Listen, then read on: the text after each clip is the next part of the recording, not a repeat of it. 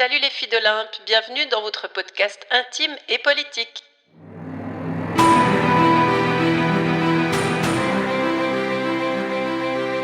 Les filles d'Olympe, c'est une contribution pour des femmes fortes dans l'espace public, mais c'est aussi une filiation symbolique avec Olympe de Gouges, la première féministe moderne, qui payera d'ailleurs de sa vie son engagement politique. Épisode après épisode, ici, on construit cet héritage ensemble, à travers des réflexions, à travers des rencontres et des partages, mais aussi à travers des outils pour affûter votre discours, assumer votre place, incarner vos valeurs, étendre votre influence ou décupler votre impact. Je suis Florence Hugui, facilitatrice des impossibles, parce que nos impossibles sont des passages, des portes que nous n'avons pas encore ouvertes et qui méritent pourtant tellement de l'être. Ensemble, nous les ouvrirons, que dis-je, nous les défoncerons, avec toutes les tactiques dont nous savons faire preuve. Et pour cette saison 3, je vous propose des contre-feux. Contre-feux aux discours de plus en plus dominants, aux mots interdits, aux mots sacrilèges. Chaque épisode sera donc l'occasion de rallumer les braises sur un de ces mots bannis, parce que les mots qu'on nous enlève sont souvent ceux qui dérangent, qui portent lutte, qui portent mémoire. Parce que nos récits de vie façonnent notre regard sur le monde, parce que nos doutes sont souvent des histoires qu'on nous a racontées, parce que revisiter l'histoire, c'est se donner le droit d'écrire la suite autrement. Alors, je vous emmène, c'est parti.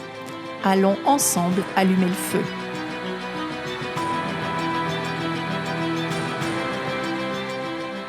Pour cet épisode 0, j'ai envie de vous emmener avec moi sur ma réflexion autour de ce mot de contre-feu, ce mot que j'ai choisi comme titre à ce podcast. J'ai envie de vous en parler parce qu'au sens courant, on connaît tous et toutes ce mot. Ça désigne les feux qu'on allume pour en arrêter d'autres. Ces feux qu'on allume dans les cas d'incendie de forêt, par exemple, pour arrêter la base de l'incendie. Et donc, c'est des pratiques qui sont très courantes. C'est comme ça qu'on éteint les feux de forêt et on le sait depuis très très longtemps. Ce mot de contre-feu, il a été repris. Il a été repris depuis par un sociologue français très connu qui s'appelle Pierre Bourdieu, dont vous avez forcément déjà entendu parler, et qui a choisi de reprendre ce terme pour parler des mécanismes médiatiques, des mécanismes politiques aussi, qui détournent notre attention de véritables enjeux, des enjeux importants qui peuvent se produire dans notre société, en créant des polémiques secondaires. Et ça permet ainsi de cadrer le débat, peut-être différemment, et peut-être que ça raconte quelque chose aussi de notre époque. Pierre Bourdieu, il n'a pas écrit ce livre en 2025, il l'a écrit en 1998, et on y reviendra certainement à travers certains exemples qu'il donne dans ce bouquin, puisque ce sont des articles très courts qui prennent des exemples très concrets. Mais ici, le mot contre-feu, il va prendre un autre sens. Est-ce qu'il est possible de se créer des histoires parallèles, des histoires préférées, des chemins de traverse par rapport aux histoires dominantes qui pullulent aujourd'hui dans notre société et qui font que le climat ambiant est extrêmement lourd, extrêmement complexe et que nous sommes peut-être pas tout à fait bien avec l'actualité du moment. Et donc l'idée avec ces contre-feux, c'est de se réapproprier ce mot, d'en faire un espace de réflexion, un espace de dialogue, un espace de résistance peut-être, un espace de pensée et peut-être d'action. En fait, c'est avant tout un message d'espoir parce que nous pouvons aussi allumer nos propres contre-feux pour empêcher les ravages du cynisme, du fatalisme ou pire encore peut-être de la résignation. Je crois qu'en fait, il y a vraiment urgence. Il y a urgence à ce que ces questions se posent, il y a urgence qu'elles se posent pour tous les domaines de notre vie, mais peut-être encore plus pour les questions féministes, pour les questions de place des femmes dans cette société, mais aussi de place des hommes et place du genre dans cette société, puisque ce sont des termes qui sont extrêmement combattus aujourd'hui. En fait, ce monde, le monde dans lequel nous vivons, il vit certainement plusieurs crises.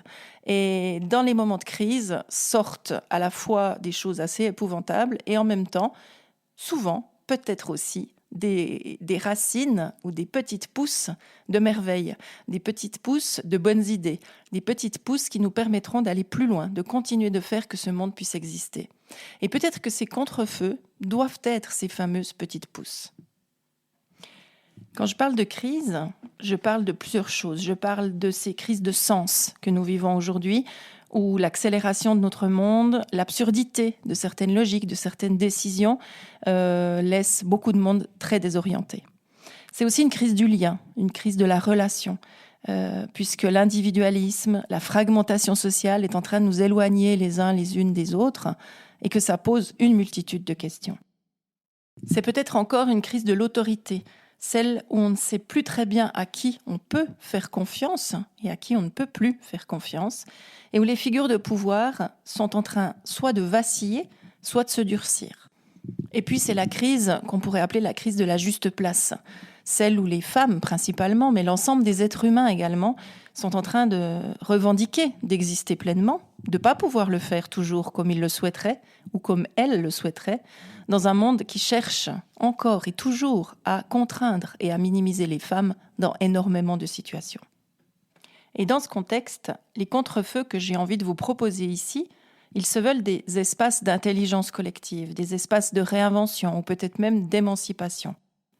Donc, ces actions, elles doivent empêcher le désespoir de tout consumer. Elles doivent générer aussi des idées, des réflexions, des pensées, des actions qui refusent l'impuissance. Et si ces contre-feux servent à ça, alors peut-être que ma mission sera accomplie, allez savoir. Alors, dans ce sens-là, partir dans chaque épisode d'un de ces fameux mots interdits par l'administration américaine du moment, ça permettrait peut-être de semer des braises, ça permettrait peut-être d'allumer des flammes. Ça permettrait en tout cas certainement de réfléchir, de savoir, de questionner, de remettre en question, et puis de se raconter des histoires qui seront autant de chemins de traverse. Parce que les mots qui sont interdits aujourd'hui, ces 120 mots qui sont dans la fameuse liste dont vous avez certainement entendu parler et que vous retrouverez aussi à télécharger dans les commentaires de cet épisode, eh bien, ce sont des mots très banals. Ce sont des mots comme justice sociale, des mots comme femme, des mots comme équité, des mots comme genre, des mots comme inclusion. Ces idées-là, elles vont faire florès. Ces idées-là, elles vont aussi avec des tendances à l'extrême. Et on voit que ces tendances-là montent aussi dans nos pays, dans nos environnements. Et donc, ça ne concerne pas qu'une partie du monde, ça concerne l'ensemble de notre époque. Et donc, c'est pour cette raison-là que j'ai envie de m'en occuper. Donc, utiliser ces mots interdits du géant orange américain pour semer des braises de réflexion, pour semer des braises de savoir ou de questionnement, c'est peut-être un moyen de donner à ce monde, et plus précisément à nous, ses habitants et ses habitantes, un peu de sens, un peu d'envie, un peu d'espoir. Et pas seulement nous donner envie de nous terrer au fond d'une forêt, comme j'en ai parfois l'intention. Et l'envie très forte à certains moments. C'est pour cette raison-là que je vous pose cette question. Et si les mots qu'on nous interdit étaient ceux dont on a le plus besoin ?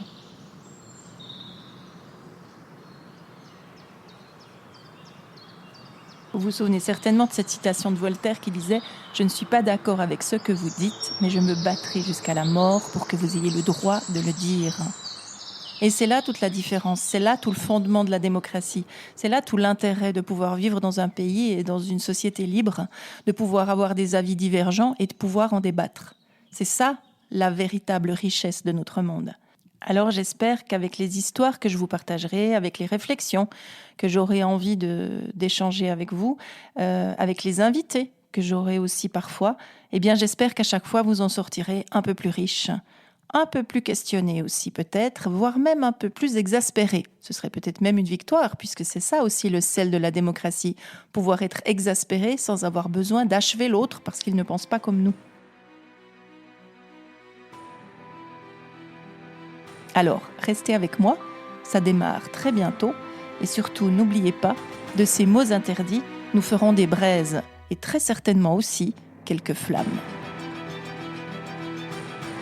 Et voilà, c'est déjà terminé pour cet épisode 0. Si ça vous a plu, vous savez que vous pouvez mettre des étoiles. Vous savez que vous pouvez voter pour que ce podcast soit un peu plus écouté. Et il ne me reste qu'à vous remercier de m'avoir écouté jusqu'au bout.